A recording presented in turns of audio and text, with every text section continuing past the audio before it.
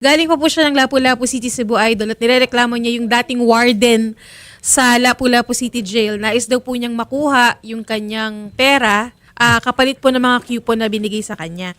Si Sir ay dating inmate doon sa Lapu-Lapu City Jail. Ito po yan, Idol Rafi, yung mga coupon po na binigay sa kanya. Ang kapalit po niyan, kunya pera po yung cash. Oh. Yung 1,000 na cash, kapalit po niyan, 1,000 na coupon. Paano kung 500 lang? Ito po, may 500, sir. Ito, May denomination. May 50 pesos, may 20 pesos, may 500. Okay. Ipapalit po ito. Hindi pwedeng magkaroon ng cash. Kailangan i-convert ito sa coupon at pinapakonvert nyo kay warden. More than GC Kalumpang. So paano nyo po nagagastos ito? May mga tindahan doon sa loob. Mayroon. At bibili ka ng kung anong gusto mo, groceries, lahat. Oo. Kinsa man ang kinsang tag-iya ng kanang tindahan dito sa loob. Si GC Kalumpang. Siya gihapon ang Sa Coop na, Coop. co-op. Oo. Pero siya ang tag-iya. Siya ang tagiya. Karon, wala na siya dito na paglabas mo, hindi mo na ito ma-encash. Hindi. May manatira pa kung 54,930 sa kanila, nirimit.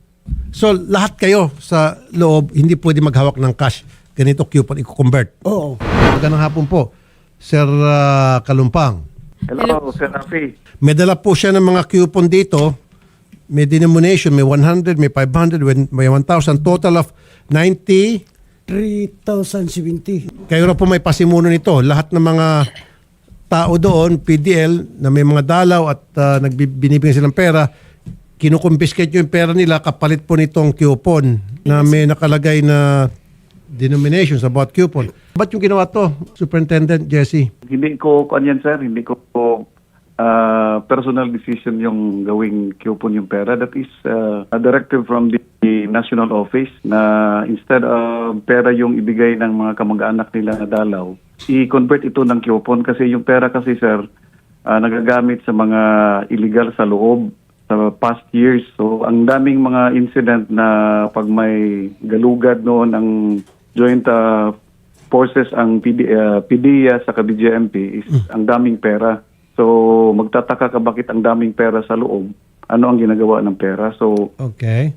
oo, kasi may mga jail kasi na malalaki, sir, na pag may mga kinandak na Greyhound operation, magtaka ka bakit ang daming pera. So, may memorandum circular tayo dyan, sir, from the national office ng BJMP to convert the money na coupon. Pero yung pagbigay ng mga dalaw, sir, sa pera para doon sa mga member ng family na nasa loob, i-receive ang pera, sir, may receipt yan, ibigay sa PDL, tapos may in-charge na personal yan sa komisary na hawak.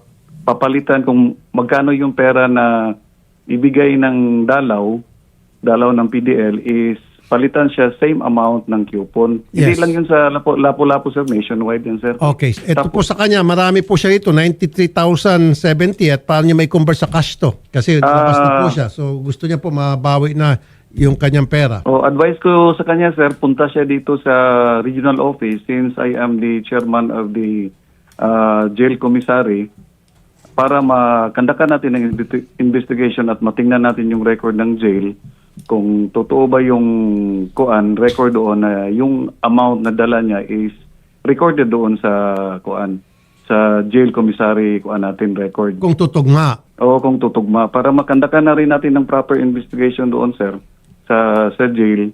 Tingnan natin. Kasi may incident kasi noon, sir, while ako yung warden doon, na yung luma na coupon, mga nasisira na kasi yung iba, pinalitan ng bago. Ngayon, yung mga luma na coupon na nakalagay lang doon sa admin office, hindi pala sinunog ng personnel in charge. Ngayon, yung may nag-repair ng mga PDL doon sa admin office kasi tumutulo na yung bubong, nakita nung isang PDL, sir, yung mga luma na coupon, nilagay niya sa bulsa niya, dinala niya. Tapos ngayon, yun ang pinambili niya doon sa komisary. Hindi naman alam doon ng in-charge na yung coupon na yun, hindi na pala yun ginagamit, pinalitan ng bago. Kaya nagkagulo noon yun, sir, yung record ng pera kasi hindi na siya magtugma doon sa corresponding amount na hawak ng personnel sa coupon na umiikot.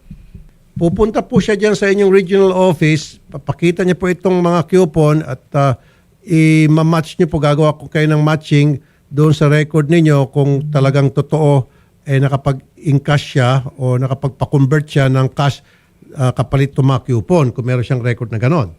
Yes, sir. Yes, sir. Which equals to these coupons na hawak niya ngayon. Tama?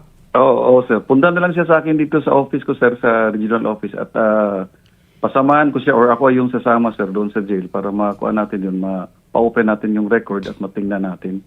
Di ba ang patakaran po, Superintendent Jesse, paglabas niya, yung mga hawak niyang coupon, pwede niya pong i-convert in cash yun, di ba? Yes, sir. Kung may coupon siya na hindi pa niya nagamit, meaning to say, may pera pa siya doon sa kuwan. Sir, nung bago lumabas, pina-encash mo ito.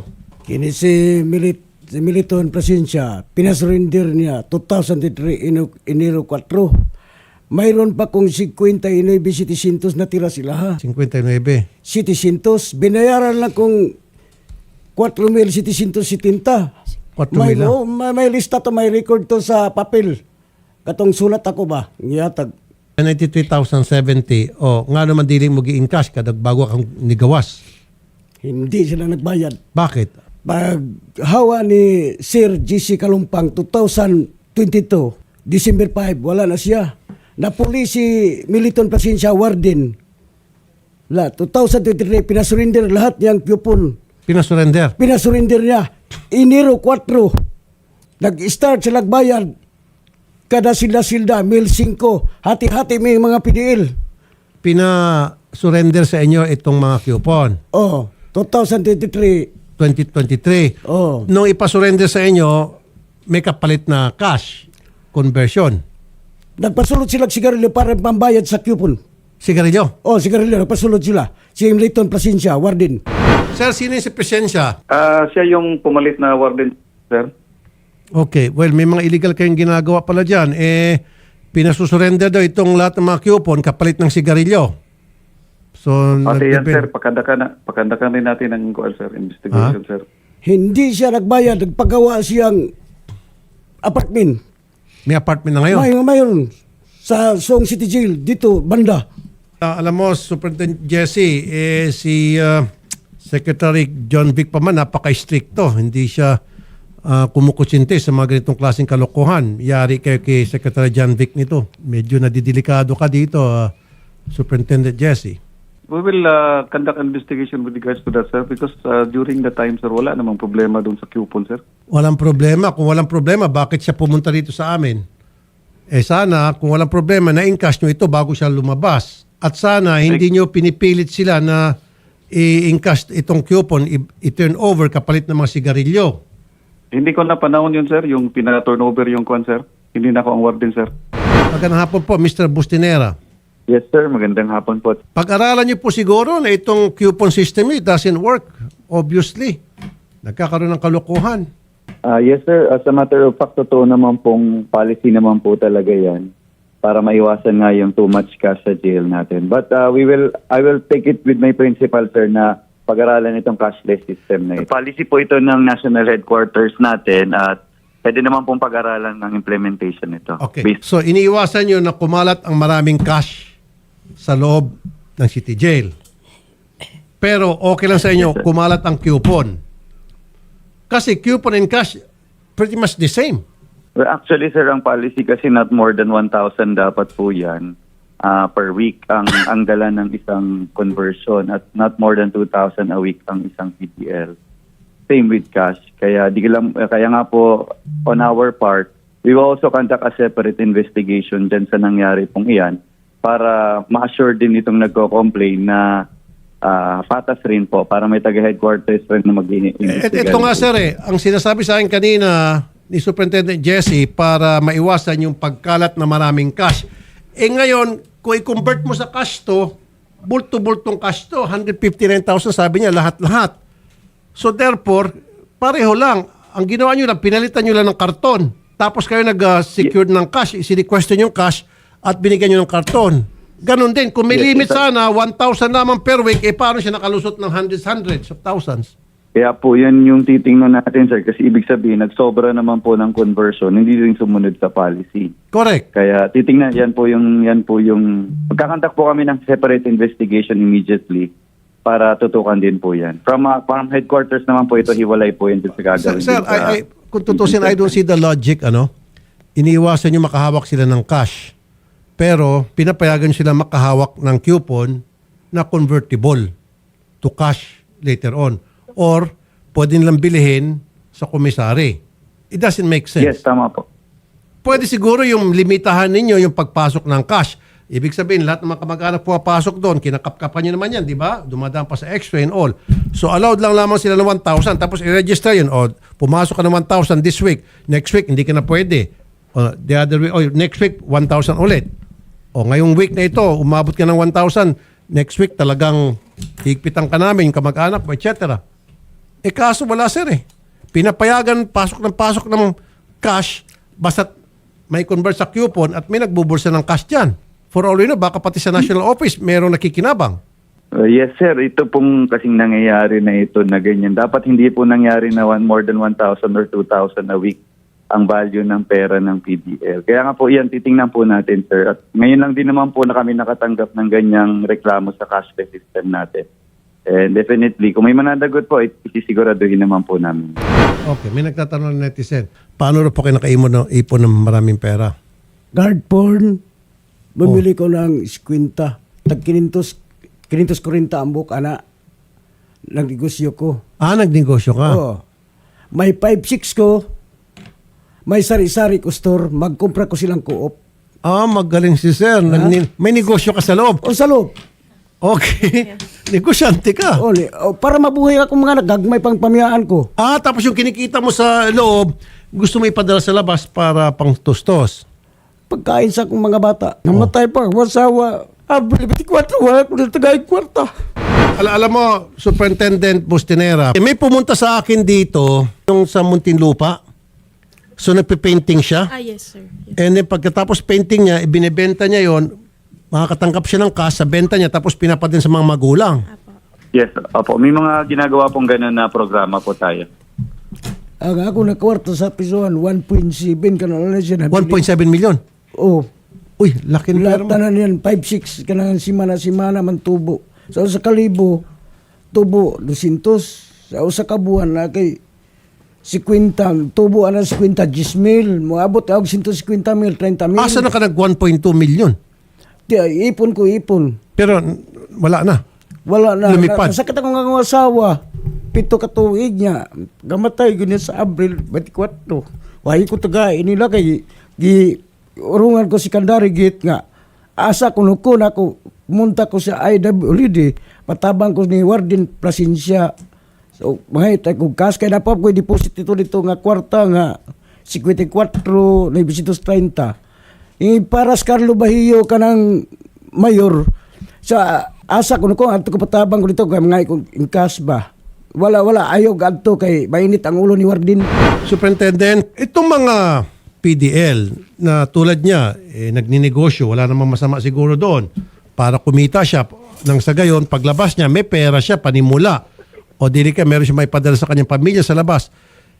Kaso, ang sistek, paglabas niya, yung kanyang coupon, ayaw na i-encash. Tapos, nang papalusot pa itong si Jesse Kalumpang, si Superintendent Kalumpang, na kesyo, meron daw yung mga luma, nilagay doon sa may taas, kisame, tapos nahulog, nabasa. Kalokohan. Mag-hearing po ako nito. Tatamaan kayong lahat dito. Maniwala kayo sa hindi.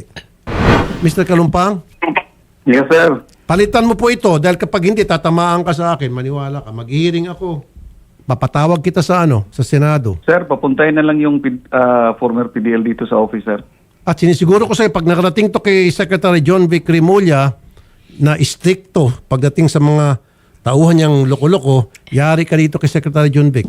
Gets mo? Sir, yes, sir. Yes, sir. Gets ko, sir. Palitan mo, isoli mo, pati yung nawala sa kanya na 1.2 million, paimbestigahan mo, I want it returned. Yes, sir. We will conduct investigation, sir. Superintendent Bustinera, pag-aralan niyo po na siguro itigil na to. I don't know, kung talagang purpose niyo, pigilan yung pagpasok ng maraming pera hanggang 1,000 lang, so be it. Pero paano naman yung mga nagninegosyo dun sa loob? Sir, pag-aaralan po natin yan, yung polisiyan na yan. At on our part, we will conduct also a separate investigation and provide you a result po dito.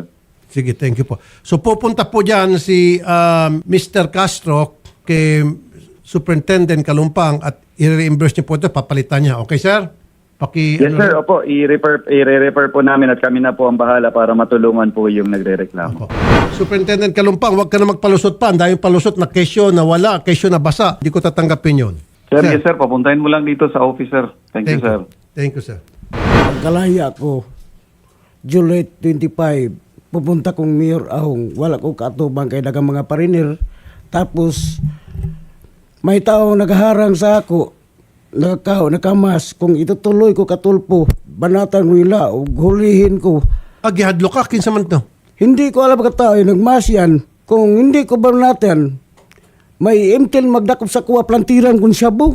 Superintendent Kalumpang, hindi siya babalik dyan. Dito sa main office mag-usap. Ikaw pumunta rito, Mr. Kalumpang. Dalhin mo yung mga records ninyo. Yes, sir. Yes, sir. Doon kayo magbilangan sa tanggapan ni Secretary John Vic Rimulya. Tingnan natin tibay nyo. Kaya mag-conduct tayo ng investigation, sir, para matingnan yung record, sir, habang yung nandoon pa siya, sir.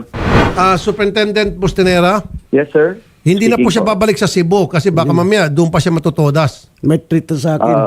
Pwede naman po nating i-accommodate yan, sir, sa headquarters office mismo namin o kaya sa office ni Chief PGMP. Good, At good. para doon po mismo makapagharap o makita natin din ng record. Sige. Okay, Superintendent Bustinera, dyan na lang po sa main office ninyo, sasamahan po namin siya. Okay? Superintendent J-Rex? Yes po. Sige, Opo, ganun lamang po. makaasa po kayo, i-accommodate po natin agad yan. Basta ma-refer lang po agad sa amin. We will process that. Sige, sir. Di natin sultiin kung kanus akay na daghan nagapanalingan sa ato karon.